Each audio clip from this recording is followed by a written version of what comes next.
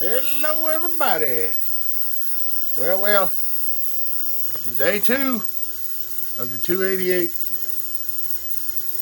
I guess today I'm going to show you how I cut these chunks out of here.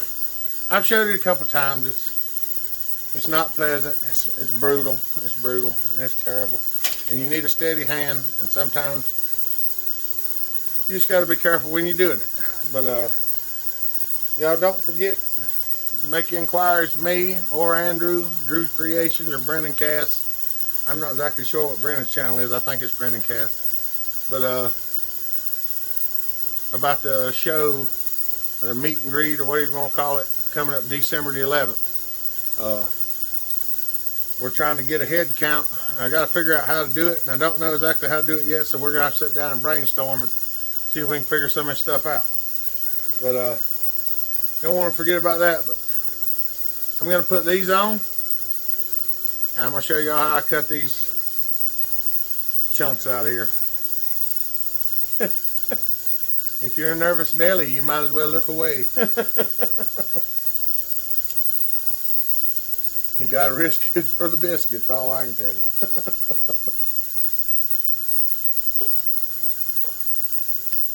It's gonna be loud. You might want to turn your volume down, because I'm gonna use this annoying rascal. And it's loud. So let's have a look at what we're gonna do.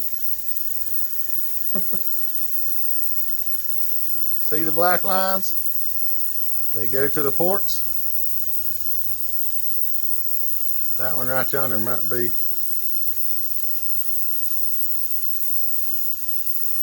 On the camera it looks like it's really skewed out, but in reality it doesn't.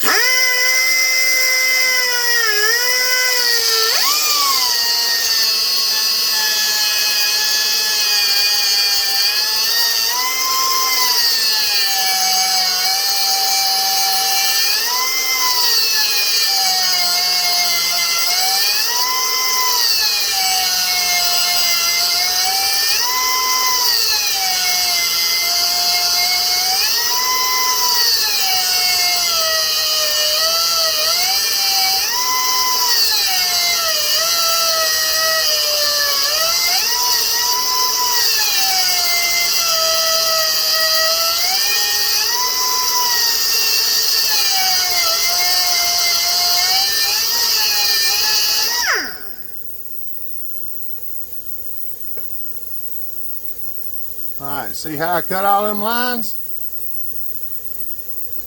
Try to cut them fairly small, close together, and just go right to the edge. Then we're going to take the pliers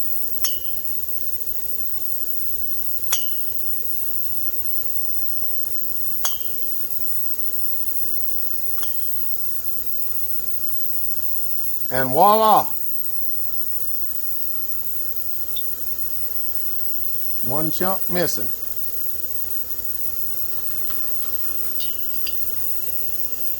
I could actually go a little bit farther on this one, and I probably will.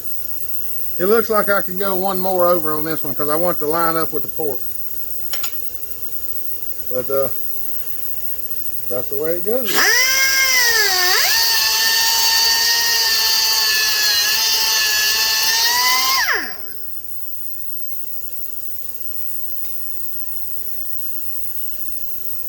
Now,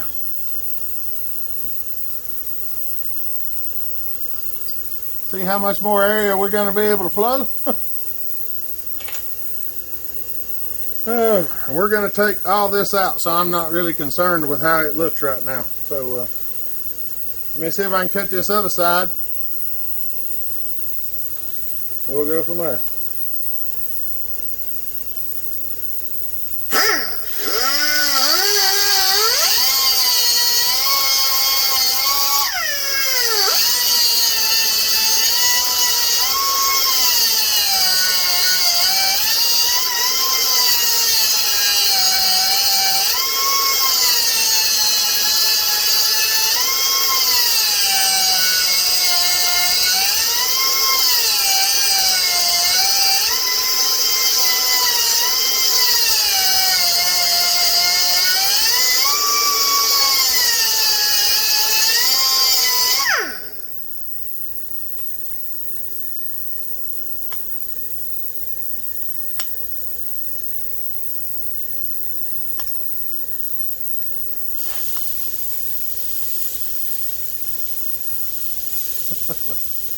Now we got some openness.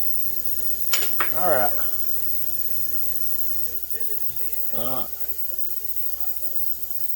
That's fine. All right, here we go. We're gonna see if we can open some of this up.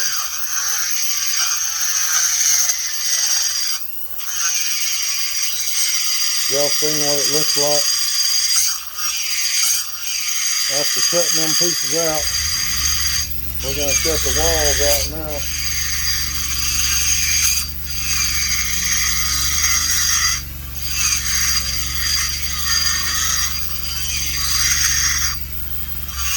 Restrictions rather.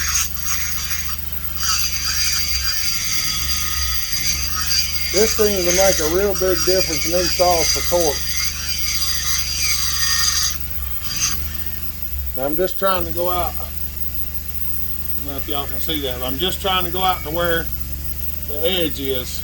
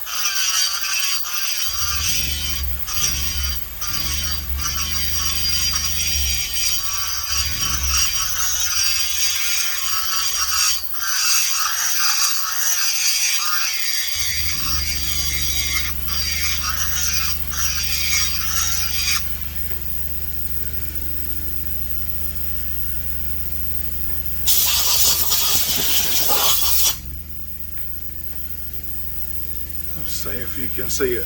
All right. See how I just went out? You can still see how this one is. I just went out to the edge, and I'm gonna slope this off and smooth all that stuff out and everything. So I'm gonna stop for a little bit and do a little grind. I'll bring you back. All right.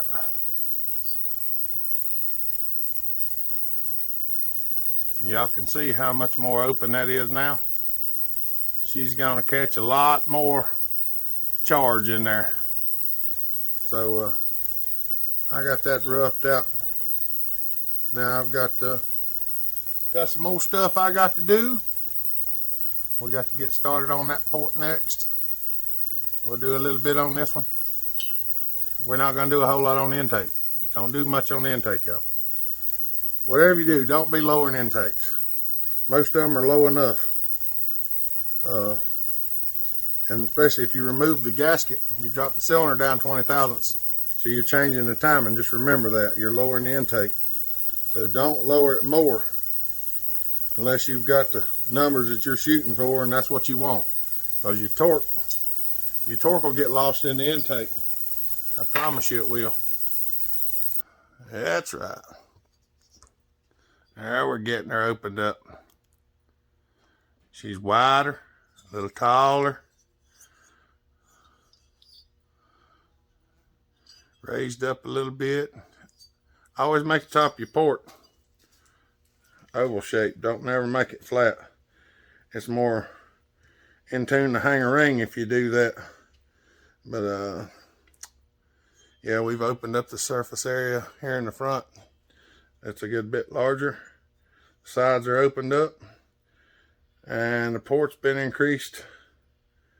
I don't know, I'd say 20-25%.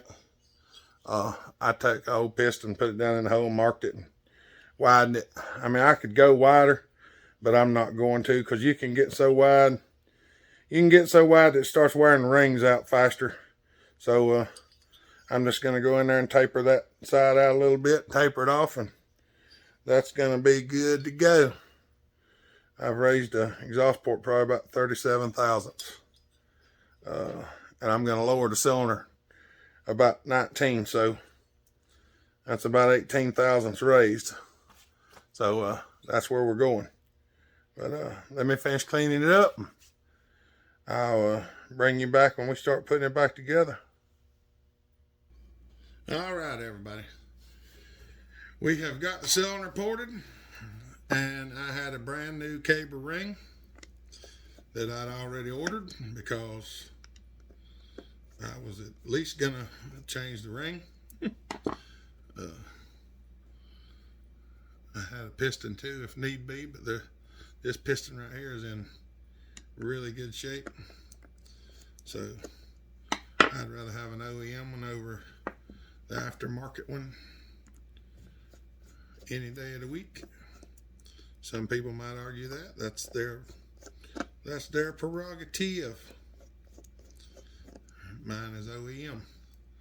I don't mind using aftermarket stuff, use it all the time. But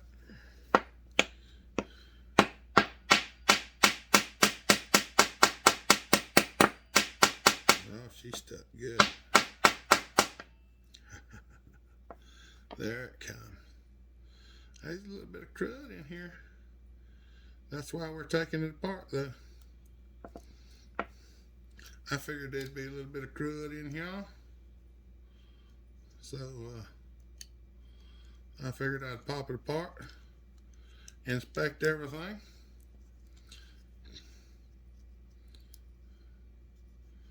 Wash it out at least.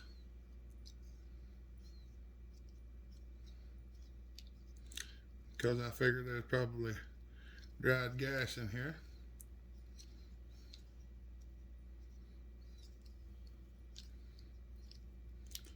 Gently, and gently I mean work it loose, because it's just the rubber diaphragm stuck to the carburetor gasket's on top.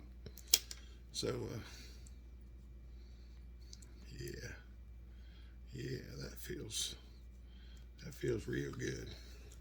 Nothing wrong with that. I'm just gonna rinse the crud off of it down here in the box. For any of y'all that wonder, I have a disposal bucket down here next to the table. So I'm not just spraying it in the floor. Some people notice I chew in the back or whatever and spit. And there's a bucket here that I have to empty occasionally, and it's just about time for that. But we don't usually film that because it's just a nasty job. I have to take it and dump it out and clean it up, all that mess. But we're gonna inspect the insides of this carburetor, make sure everything's good before we put it back together, because I was gonna throw the cylinder on and let the sealer be sealing. That Permatex Ultra Gray does a real good job. That's one of my favorite things to use for sealer. A lot of people ask me what sealer I use, and I tell them I use that Permatex Ultra Gray. There's two kinds of Ultra Gray. There's Ultra Gray and Ultra Gray Moto Seal. And the one that I prefer on the saws is the one that is not the Moto Seal. And the reason that is because it stays in place better.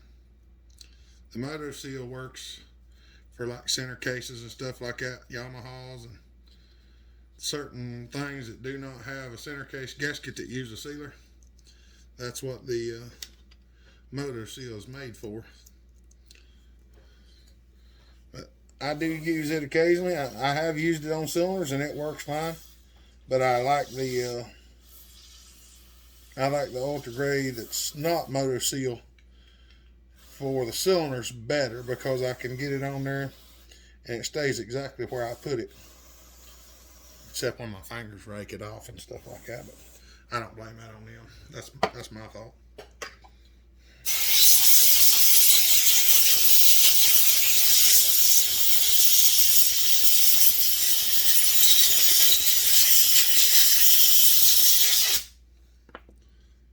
So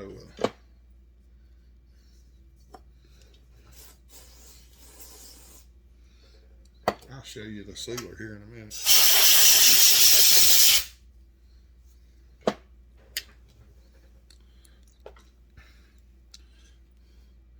Ultra Gray, Advanced Formula, Maximum Torque gasket maker. All right, that's the Ultra Gray that I use on mainly everything. Now I will show you if I can find it right quick. Here's the other one. See, it says Moto Seal instead of Ultra Gray right here. And this stuff is good sealer. It's not what I want to use. See how it strings out?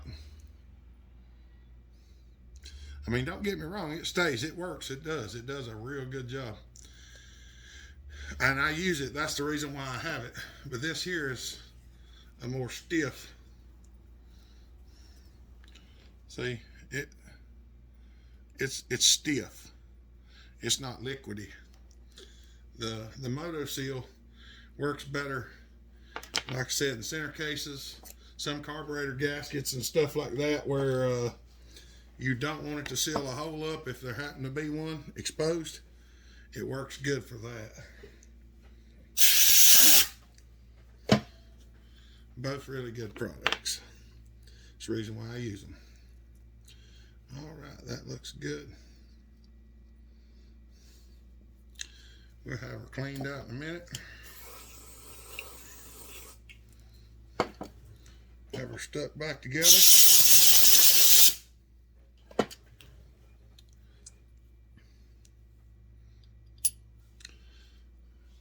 Oh, what I was telling you a minute ago when I got mixed up, I was going to go ahead and put the sealer on and put the cylinder on, but y'all know whenever I took the carburetor off, I had to angle the bit in there to take the bottom screw out of the carburetor. So what I'm going to do to put it back together is I'm going to bolt the carburetor, the intake block, and all the gaskets. I'm going to bolt all that back on the cylinder and then set it all down on there as one. That way I don't have to fight with the gasket trying to keep it in place, and I won't have to try to tighten that bolt up at an angle, at a funny angle. It'll already be tight when I set it down in there, and it'll be ready to go. Then we're on to the muffler mod. Get stuff going like that. So I'm gonna stick this thing back together, and then we'll get on to that. So let me set this on here right quick. That just goes on diaphragm down, gasket up, put it back on there, and tighten her down. All right, I'm gonna go ahead and put this back together, and I'll get it all put on, and I'll bring you back in. All right, y'all. Carburetor and all is bolted on. We're gonna smear a little bit of stuff around it and see if we can't get this cylinder set down on there. I think she's just about ready. And this is the Permatex Ultra Gray going on. Just a little skim around.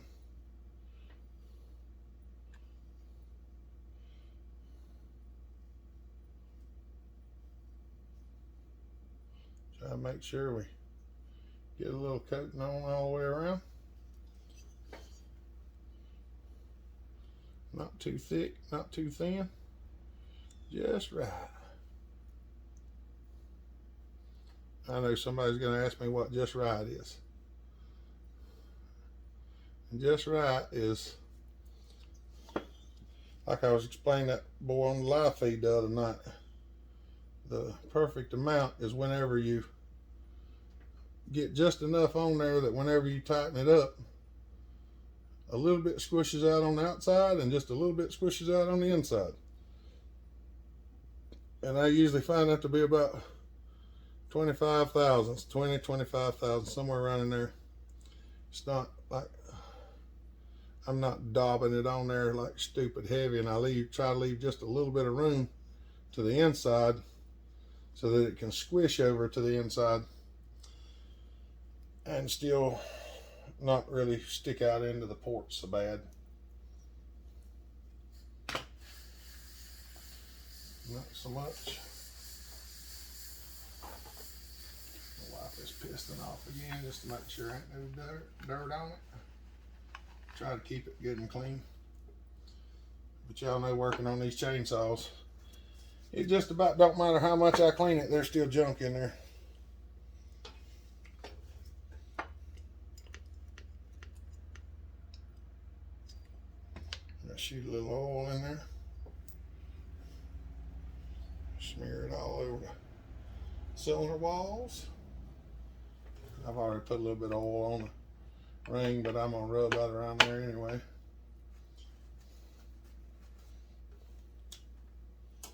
And we will see if we can set this on there and get it where it needs to be. Those of y'all that do this know it's not always the easiest, but it's not always the hardest either.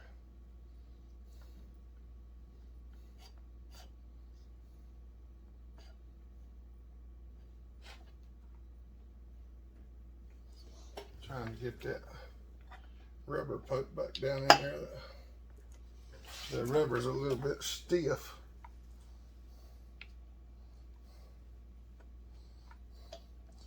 It's really hard to put it on there if you don't get it on there in just the right spot either.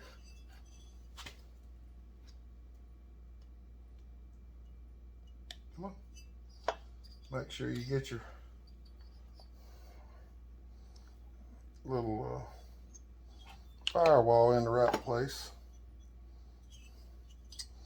And you gotta have your throttle under there. Everything else has got to be out of the way also. So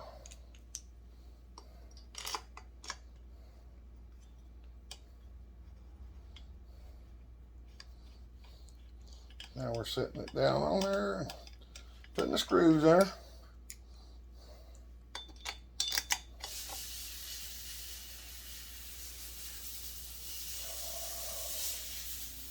We ain't gonna tighten any of them up until we get it all the way down on there.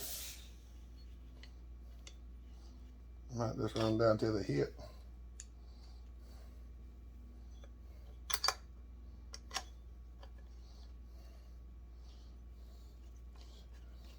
Some of them will let you run down in there and some of them won't.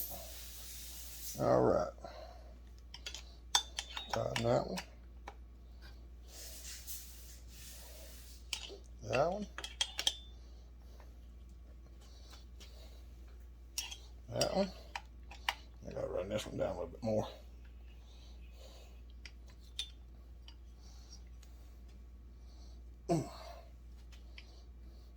I do tighten these pretty tight because they're 1/4 inch instead of metric.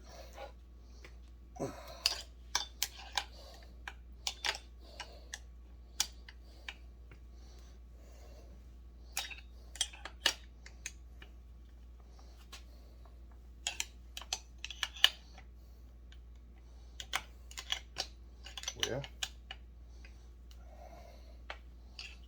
There we go. That's bolted down on there now.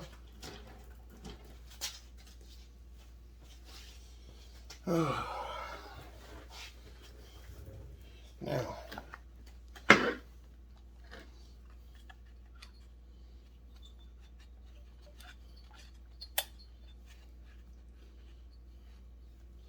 she goes around. We're going to take the, I get my paper towels out of the way. Got so much junk laying on the table. Again, can't tell what I got and where it's at. Y'all know how it is. I try to stack that stuff up and it just makes a mess.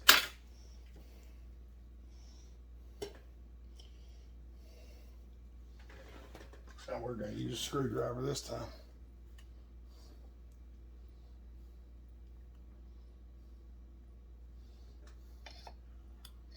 Because if I don't,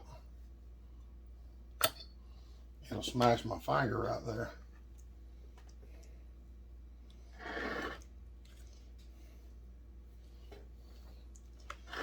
Let's see what we got for squish. We should be real close to 20.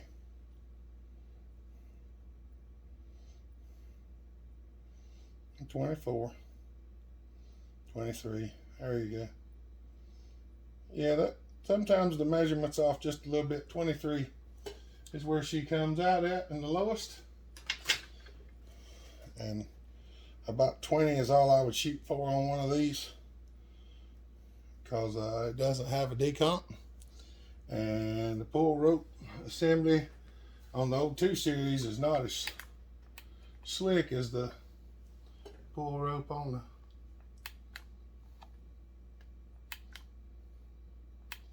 the other ones. I might have to, that thing's not going quite all the way wide open. It ain't far, but I spray a little bit of lube on this stuff.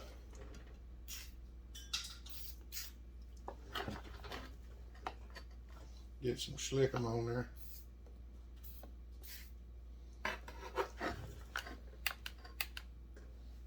There we go.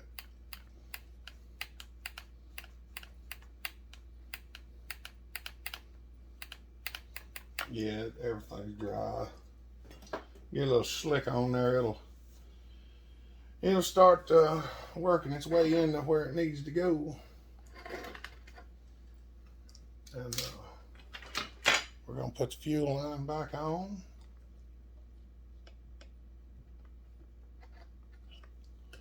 Put the choke rod back in.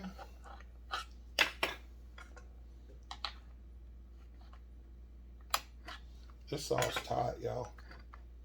It is tight.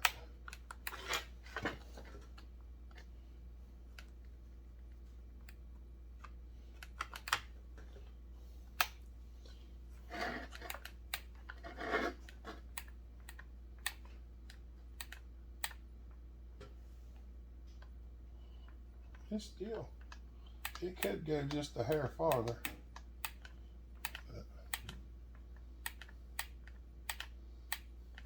There ain't a whole lot of ways for me to change that. Well, there really ain't no way to change it much.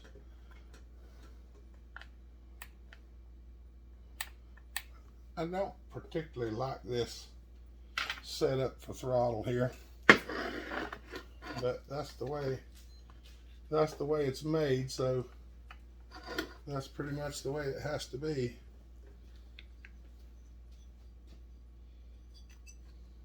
See if we can get this in here.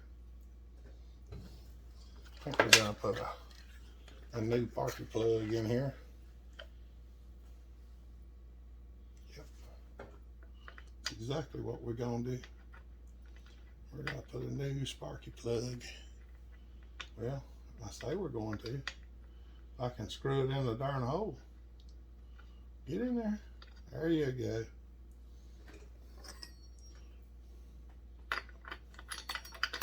Sometimes I just have trouble hitting the spot. Come on.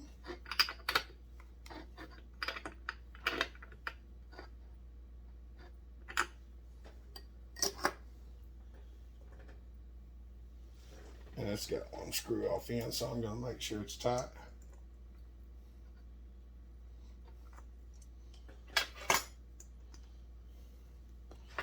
There we go. I'll feed this wire back around here.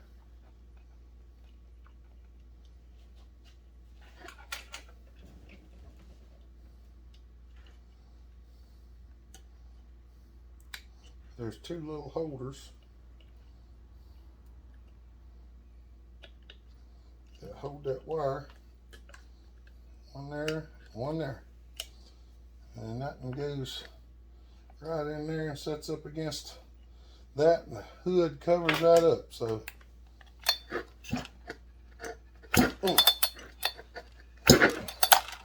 oh, I'd say she's gonna have a little compressor. All right, y'all, I have got to do some muffler body, and might show you that. Just give me a little bit. All right. This is how the 288 muffler is made. It blows back into this case and then out. So if we get lucky, these screws will both come out.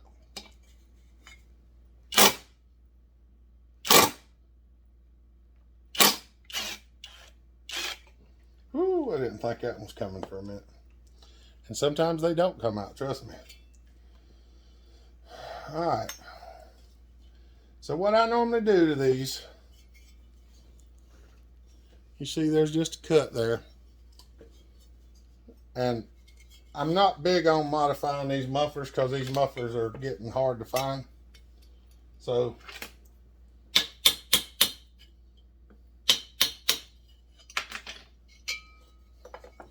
what I like to do is just knock that in, which opens it up real nice. Now what we're going to do, you can see how this thing's bent. All right. This ain't that awful hard to do, but I'm trying to show it to you. Might be a little bit of a pickle. The side that's bent, I'm going to put a screwdriver against it.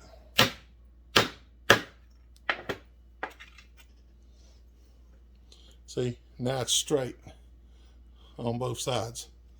So we're going to straighten that one out a little bit. And we're going to take this one and just put it here on the edge of the table.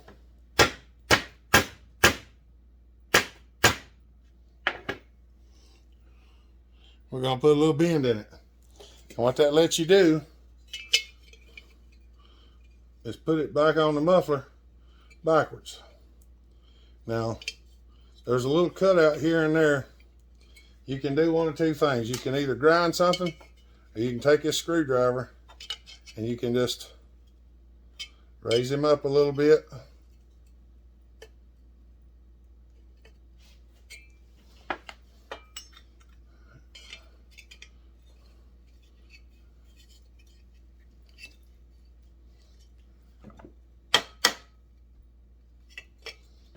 Get that one screw in there. Once you get the first one in, then you can just tap the other one in there sometimes.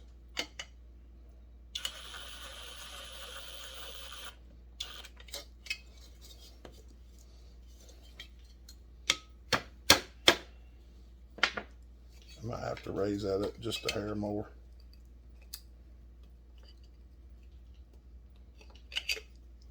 There we go. Just a tickle more, or a tickle, whichever one. This one we're gonna make sure it's started, because the last thing we want to do is cross thread it in there and mess it up.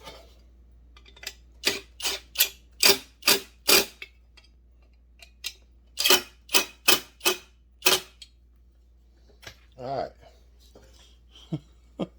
Now, your muffler still looks basically stock, but it's turned around the other way, and it flows way better.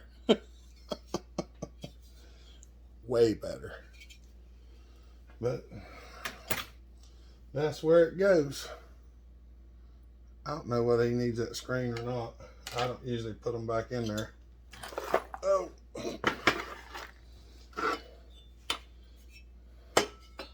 All right. Yo, we're already at 35 minutes. I'm going to stop it. We're going to stick this back together and see if it'll run. All right, everybody. Here we go. She's back together. It has not been started. I just filled it with gas. So, let's see what happens.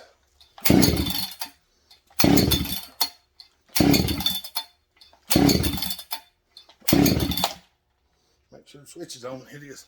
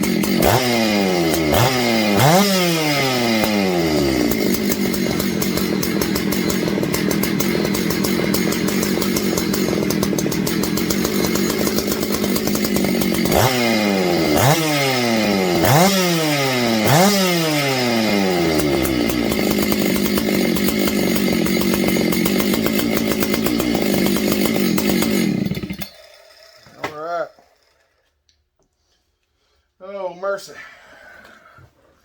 All right, everybody. She is sounding good. Russell, she is sounding good, buddy. Obviously, as long as this video is, this video is almost 40 minutes long. So we're not going to run it today. Or not in this video anyway, because I got to get this video started if I'm ever going to get it uploaded.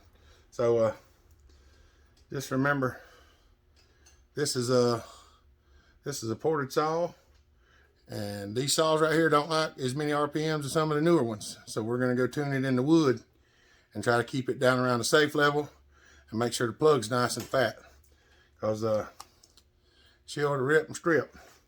But I'm going to go ahead and end this one off before we hit the 40-minute mark. Y'all have a good day. Be kind. Love each other. Treat each other the way you want to be treated. God bless. And Bellhopper out.